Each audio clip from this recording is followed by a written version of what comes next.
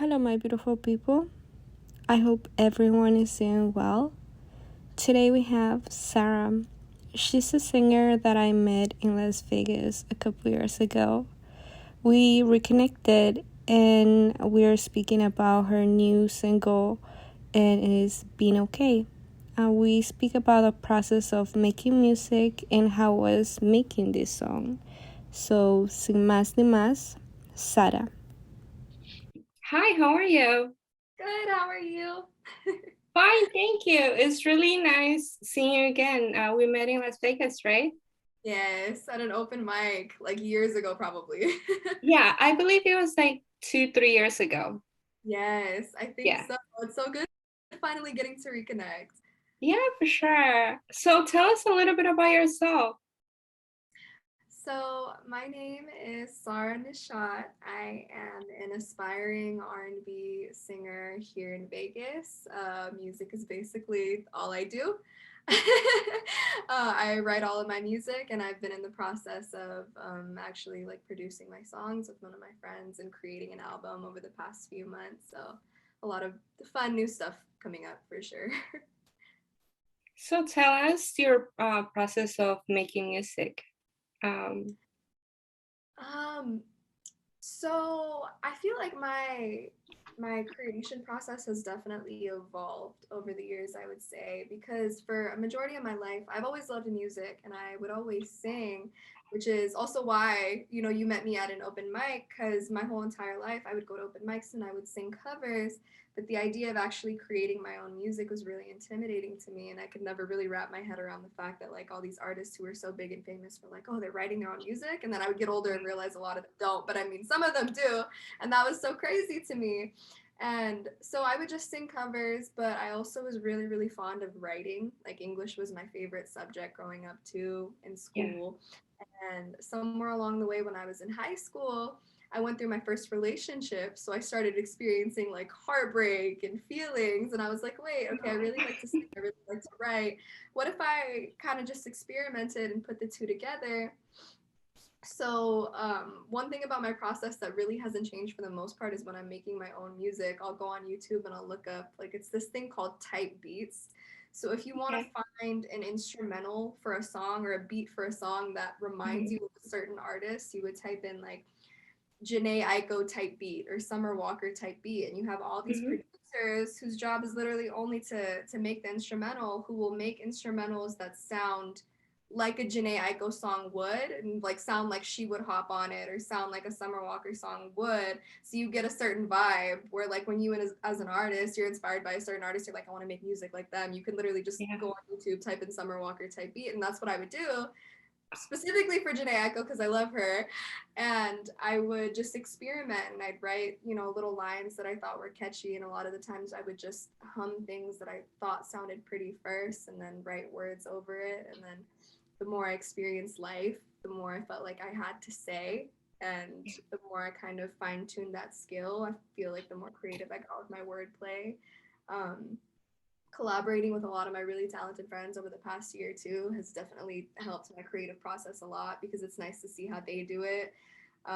Another thing that's changed about my process is I always felt like I had to just be by myself and listen to a beat over and over again and just conspire and try to come up with shit that like would sound good.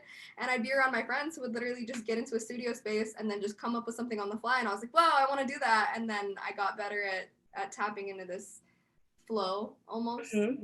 music. So it's like sometimes it's really intentional and it takes me a while to put it together, and sometimes I feel like I'm just pulling it out of the air almost, like it wasn't even mine to begin with. It kind of just comes to me in that way, so it's always different. I think everybody has their own way of creating, right? And I believe that's the beautiful part of it. And you find your way, so that's good. Thank you. You're welcome. So tell us the fun fact about yourself. A fun fact about myself. Yeah. um what's fun, man, I would, okay, I feel like this is my go-to fun fact. So my angel number is for sure 1111. Mhm. Um, what I think is really cool about that is the reason that my angel number is 1111 isn't just because I like see it all the time. but it's because me and my older brother are 11 days and 11 years apart exactly, and our mom was born in November. So whenever I think about that, it kind of trips me out because I'm like, what are the chances that we both be born on the exact day for that to line up? It's like the synchronicity to me is crazy. And he's also like my best friend, so I'm like, oh, that's really cool. Oh, that's so beautiful. Yeah, thank you. You're welcome. Yeah, for sure. So tell us what motivates you to create. Oh man, creating is so healing for me. I think that's what it is. It's always been Mhm. very, very, very healing for me. Um, I all of my music comes, I feel, just solely out of emotion, whether it's good or it's just like gut wrenchingly bad and heartbreaking. But what's always helped me more than anything else was being able to put my experiences, my thoughts, my feelings into music, into words. And as of late, with the release of my single "Been Okay," which is has more of like a bittersweet message to it, and Mhm. was definitely very healing for me. I had a few people respond to it in a way where they were like, "Yo, like I'm listening to this right now and I'm crying because it's very real to me," or Mhm. this I was watching the music video and I was tearing up and it made me want to like send this to my ex. And like granted, like I don't want them to do that at all. I'm like, I'm not responsible. Please don't. Like, please don't text him. But the fact that something that was healing for me has the potential to be healing for other Yeah. people, Hmm. that's been so driving towards me putting together the rest of the album and saying everything else that I have to say and putting the rest of my message out there. Because if that one song was received that way, I'm like, whoa, Yeah. I really want to use this to heal. And that kind of like lights a fire under my ass and makes me want to do it even more. So I'm like very excited. I'm really happy for you. And I have watched your video many times and it's beautiful. The message is beautiful. You're Thank you welcome. so much, to So be. you're welcome. So tell us a little bit about Being Okay. It is a beautiful video and a beautiful song as well. Oh my goodness. Oh, it's 11:11. Okay. Um, so beautiful. Okay, so Been Okay, I wrote like 2.5 years ago. I was listening to a Summer Walker type beat and I was driving home and I was going through a really bad breakup or what I thought was bad. Um, at the time, being like fresh out of high school or whatever. And I was crying my eyes out. Like I could not stop crying. I was bawling. Like I really probably shouldn't have been even behind the wheel of my car, but I couldn't stop crying and I was listening to this beat and I was just singing and like I remember it starting out with like not even words but it was just like the sounds and kind of just the melody of Been Okay, and then without even really thinking about it the first two lines came out of my mouth as I was singing and I was crying and I was driving and all of this is going on. It's been a few months now and I was like hold on, and then I had to pull my car over to the Yeah. side of the road, or rather it was like this dead end like near my neighborhood. Like I wasn't even far from home, which is good, but I pulled over and then I started to write over this beat and the whole song kind of just fluidly came to me out of like the experience that I was going through. And the Mhm. way that I describe Been Okay is it's about like when you go through a breakup and you're angry at them and you're bitter and you're spiteful and you're like they did this to me, they left me, they treated me so bad, whatever, like we've all been there. But you have those little moments, like you have almost those little pockets in time where you remember that there was love there, you loved them. Mhm. That doesn't necessarily go away easily, and you have those moments where you wonder about them, you hope that they're okay, you hope that they're doing well. Like you have those little pockets in time where you think about them fondly, Mhm. essentially.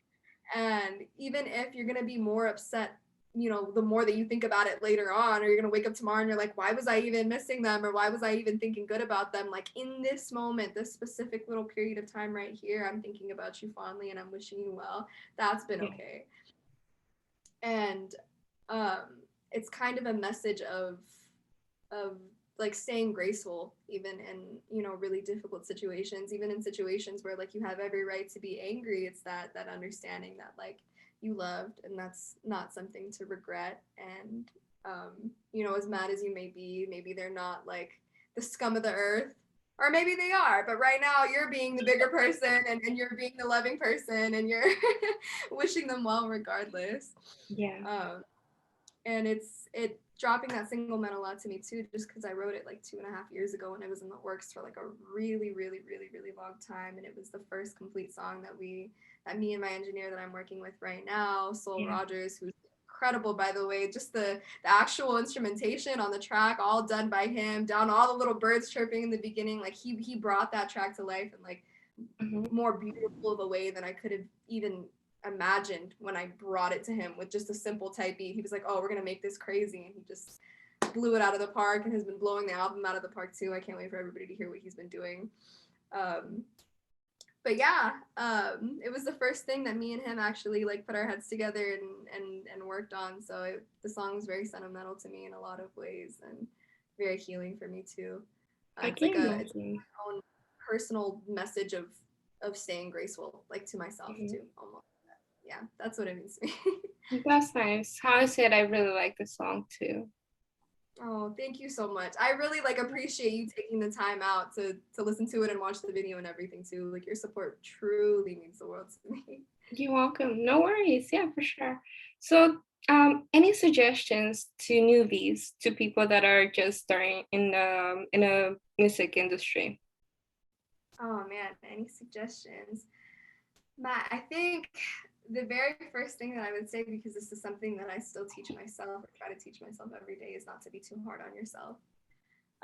To remember that it's supposed to be fun. It's supposed to be because you love it. I guess to not get too caught up in the egoic music business side of it, not to get too caught up in the numbers and the followers and how many eyes are on you and how many people are actually listening and following what you do. And remember that at the end of the day, if one person resonated with you and understood your experience and what you were trying to say through your art, that's on its own something to be so proud of.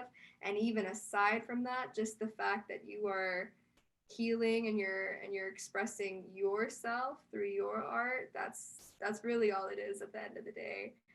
um, so it would be to be lighthearted about everything, I would say, and to do it because you love it above all else, and then think about all the business shit later, when you want it that bad. But make sure that at the top of your ladder, it's because I love it, and then everything else falls under that, and then everything else becomes easier because at the end of the day you're doing it because you love it. That's such a beautiful message. Thank you so much. I'm sure many people will appreciate it. I hope so. I don't know what I'm talking about half the time. I'm just this is what I'm feeling. I hope it's been working. So Trust me, you will. thank you. Tell me a fun fact that you learned recently. A fun fact that I learned recently, man. Have I learned any fun? Okay, no, I have, and this is like not related to anyone. I remember being really excited. I was on the phone with one of my closest friends. She's also my stylist. She's also the creative director for Been Okay. So she came up with the whole entire concept for the whole video, literally all the way down to the way I'm tapping my foot to the beat in certain scenes. All of that was her. All of the outfits was her. Like all the plotting and everything was her. But she's very passionate about fashion, as you can see, because of everything put together with the video. And one night I was on the phone with her and we were just like talking, and she was telling me about this fashion documentary that she had been watching that explained that the length of skirt hemlines, I believe, over the decades was dependent on what's it called, how our economy was doing. Like it wasn't even anything with morality. It was like, yeah, and I know this is like so weird and doesn't have anything to do with what we're talking about, but this is just like the latest like No, thing that's good. to watch any documentaries. But yeah, it had nothing to do with morality. It was just like the decade that miniskirts was invented. It was because our economy sucked, so we didn't have enough money to create really long skirts, and we had to make do with shorter fabric. So there's that. I thought that was cool. Yeah. You know, something kind of related to that. I was watching a documentary as well, and they said that shoes with big platforms show how like the economic is. Like right now we have big platforms, right? So that shows that our economic system is kind of low. So when, What? yeah, it's weird. So yeah. The opposite with shoes. I Yeah, wonder why. I know it's really odd, but it's interesting. It's really interesting. I'm gonna do some research after this. Yeah. I'm like, But any last words? Anything that you would like to uh, let people know? um, well, you can find me on Instagram at Saara Nishat, which is SaaRaNishat. That's where I kind of post the majority of my updates for all my music and the singles that I've got going on, and the upcoming album, which is tentatively dropping in November, which is very exciting. I haven't really said that out loud up until now, but November. Um, what else? I have a TikTok too, trying to make shit popping on there That's as well. good. It's the baby handle. So we do what we can. Um, my first single that we've been talking about is out now on all streaming platforms too. If anybody would like to give it a listen and let me know what you think. But other than that, I'm so grateful that you had me here in this space with you today. This was really cool. I've never done anything like this before. I'm really, really happy that I could reconnect with you, and I'm Okay. really happy you saw something in me enough to want to talk to me about my process. Like that's so Yeah. flattering to me, and like I'm very humbled by that, and that really, really made my day when you asked me the other day. So I'm really You're happy that we welcome. did this. Yeah, no worries. I believe it's really important to let people know how we create stuff. So that's why I invited you, and I'm really happy that I did because I think you have a beautiful message. Oh, thank you so much. That really means the world. I say it all the time, but like truly, it makes my day. Thank you. Wonderful. Well, whenever I go back to Las Vegas, I would love to see you in person. So let's Hey, reconnect. let's do it. Yeah. I would love that. Yeah, for sure. Well, thank you so much. Take care, okay? You too. Thank you. Bye.